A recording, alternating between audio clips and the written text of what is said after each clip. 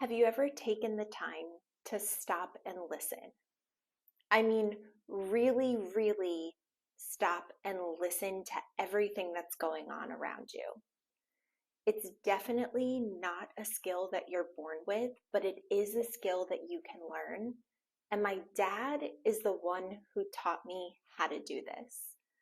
Hi guys, I'm Jessalyn Lippert, and today is day 2 of my series 100 Days of Abundance. I grew up with nature all around me.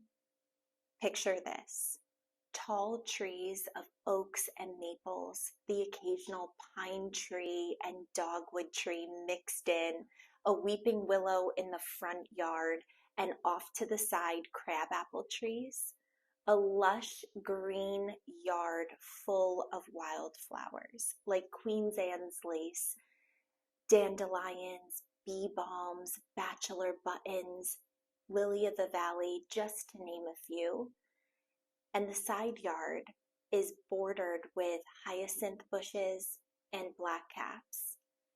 You can hear songbirds singing all around you, and also at night you can hear peepers peeping.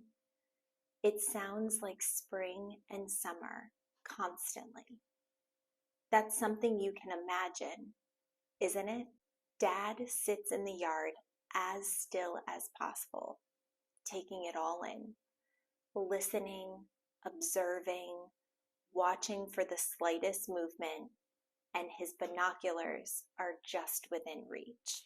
He is able to tell you which bird is singing just by hearing a couple notes of its song. He can identify plant life based on the leaf structure, but also he can tell you what other plants are within the same genus. My dad has befriended turkeys, and he calls them his cluck clucks. Dad taught me a lot about nature from our many family nature hikes that we would take. We would be in the woods for hours. Patience, active listening, and observing are all things that he stressed. If we heard something, we would all stop and just wait.